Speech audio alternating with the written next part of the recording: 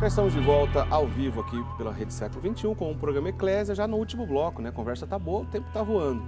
Mas vai dar tempo da gente aprender coisas bacanas ainda nesse bloco, né? A gente está conversando com o Carlos Martins Nabeto, que é advogado, leigo, pai de família, um grande estudioso da Igreja Primitiva. Carlos Nabeto escreveu alguns livros, como por exemplo o mais recente dele, esse aqui, ó, de Santo Agostinho. Como é que é o nome desse livro, Santo Agostinho? Esse daí, ele fala sobre Santo Agostinho, mas com uma coletânea de pensamentos, ensinamentos. Exatamente. Muito bem, esse é o livro mais recente do Carlos Nabeto. Esse aqui é onde tudo começou, que ele começou a compilar então estudos da patrística, a fé cristã primitiva, coletânea de sentenças patrísticas. Quantas sentenças tem aqui compiladas? Nessa daí tem 1.600 sentenças, mais ou menos. Aí você falou assim, tá muito pouco, 1.600, aqui é a diferença do tamanho dos dois livros, gente. Você, 1.600 é pouco, vou fazer uma edição master com 4.000 e quantas? 4.970. O legal é que está tudo dividido por tema, então você quer aprender um tema, por exemplo, diz um tema que a gente acha aqui nesse livro. Maria, Mãe de Deus. O que a Igreja Primitiva falou disso? Procura com Maria, Mãe de Deus, e todo mundo ali descrito, então, quem falou, quem escreveu, os mais importantes, é por aí? É por aí. Todos esses livros são publicados, então, pela editora Clube de Autores. Muito bem.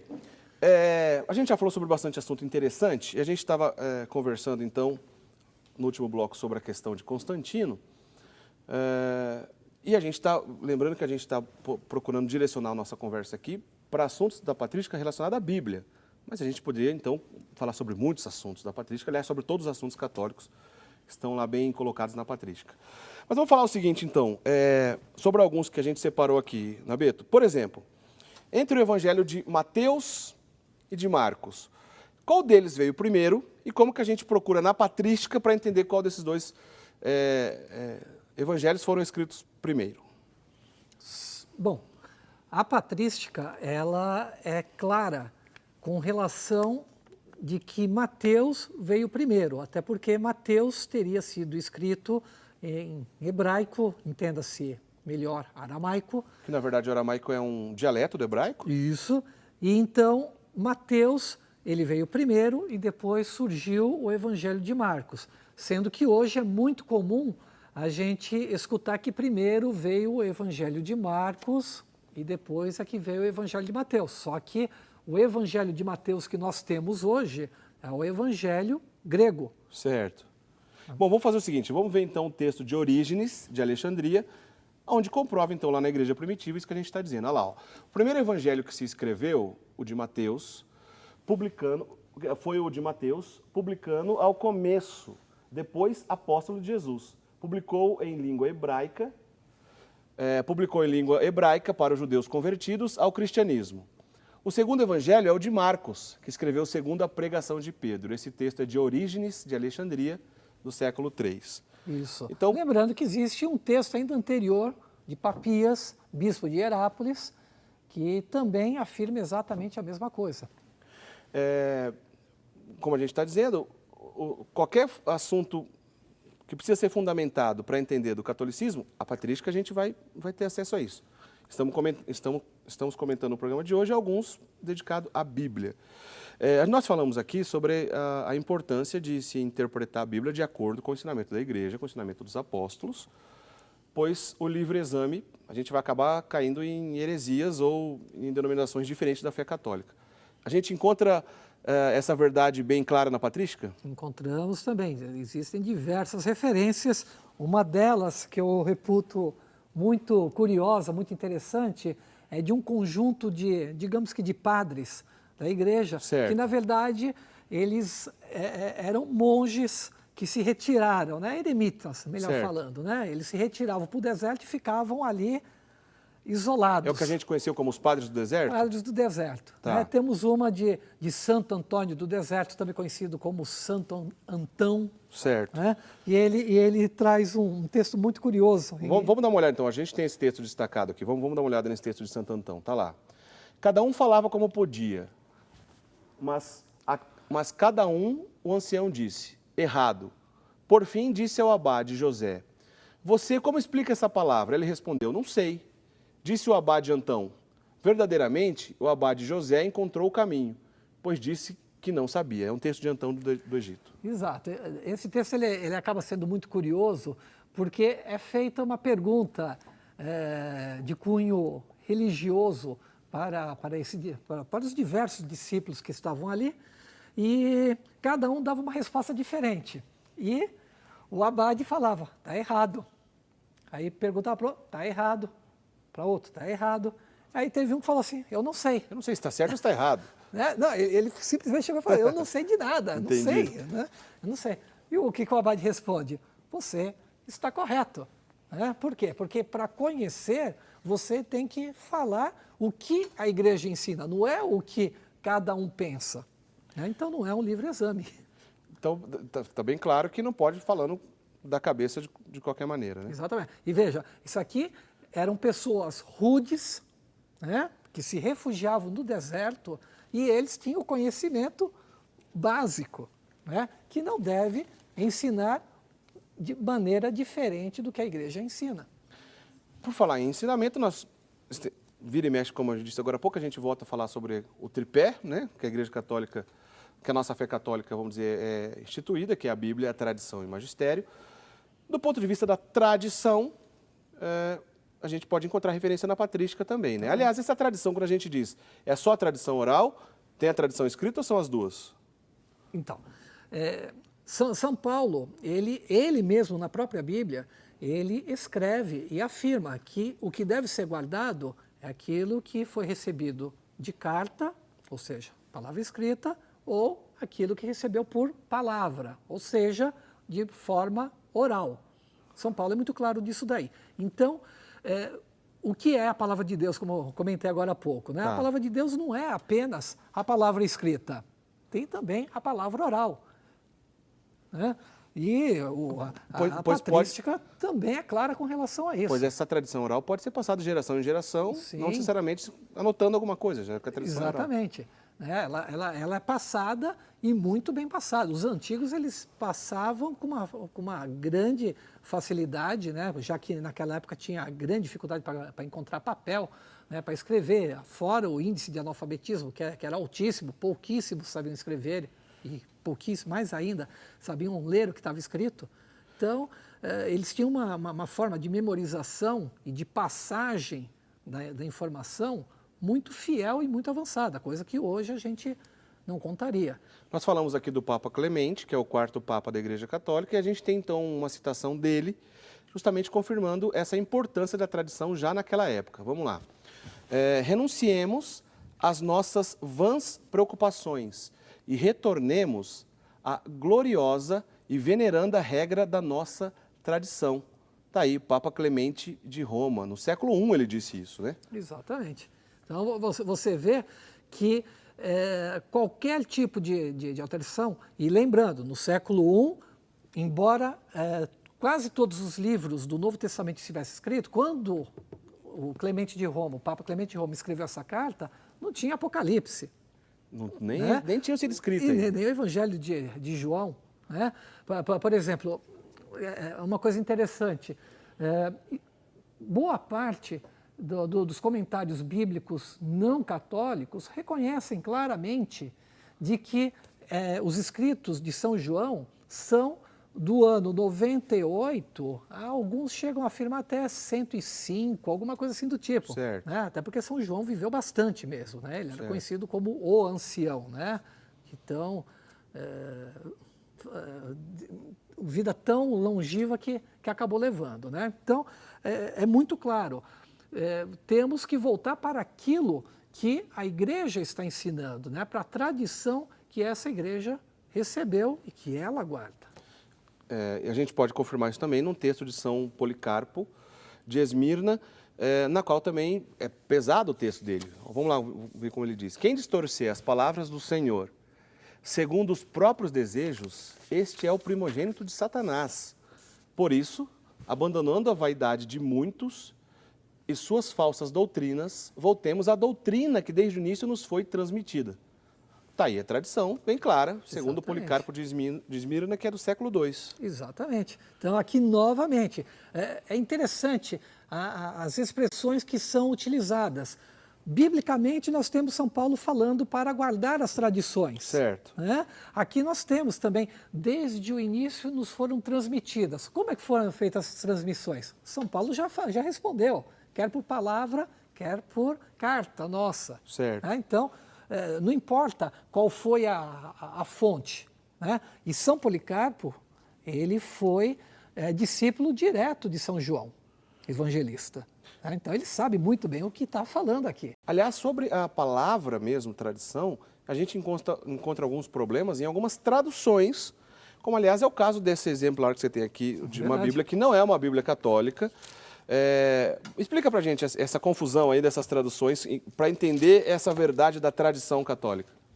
Então, normalmente, as denominações que rejeitam a tradição, né, a existência de uma tradição, elas costumam a citar muito as palavras de Jesus contrária às tradições dos homens, às tradições dos fariseus. Você está dizendo, por exemplo, de igrejas protestantes que acabam acusando esse tipo de tradição, na qual a gente vê na igreja primitiva, como se fosse doutrina dos homens, não é bem assim, não deve ser seguida, porque a Bíblia é a palavra de Deus. É Exatamente, isso? Que nem, por exemplo, Mateus 15, versículos de 2 a 6 e várias outras passagens. Né?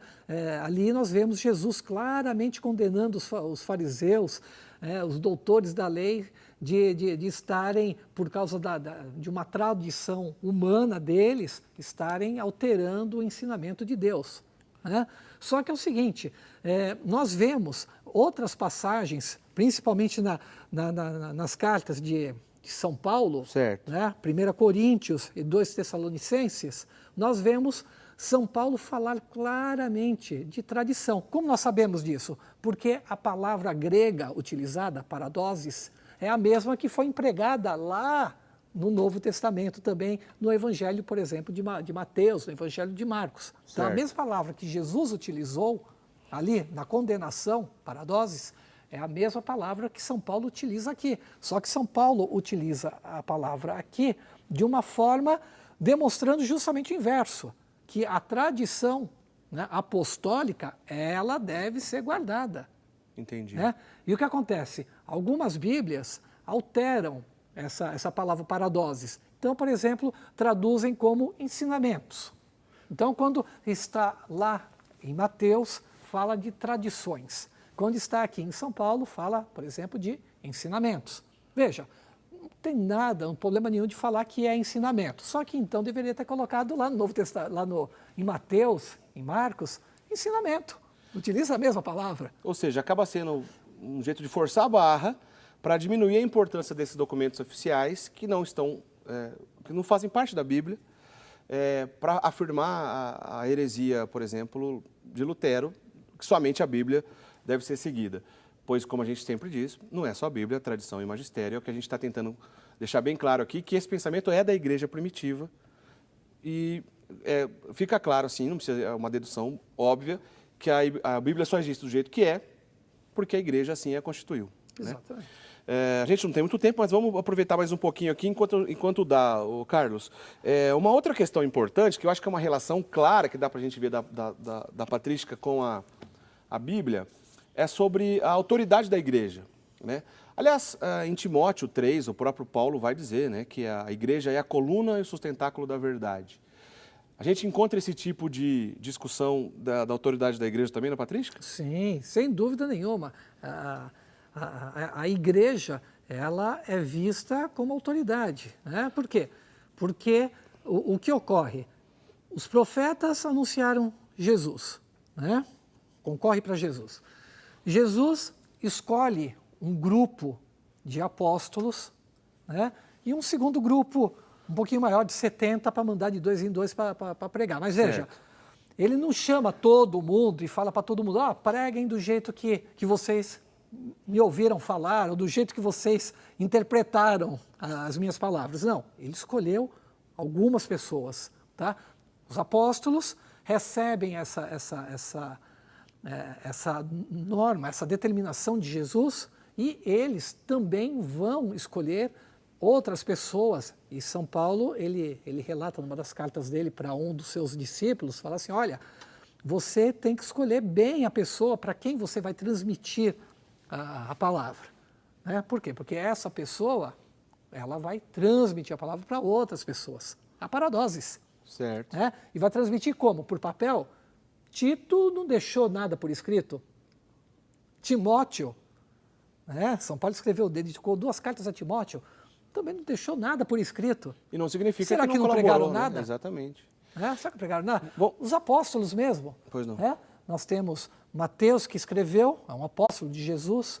Né? Temos João, que escreveu, um apóstolo de Jesus. Mas Marcos não era apóstolo direto, não era discípulo direto de Jesus, era de Pedro.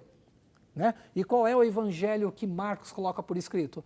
O evangelho, a pregação de Pedro. Isso os padres deixam bem claro. É a pregação de Pedro que é transposta como evangelho. Vamos fazer o seguinte, vamos voltar para Irineu de Leão e ver uma citação dele comprovando isso que a gente está dizendo também, dessa relação interessante com a verdade e autoridade da igreja. Vamos dar uma olhada. Está aí. Fizemos conhecer a verdade e manifestamos a pregação da igreja que os profetas fizeram.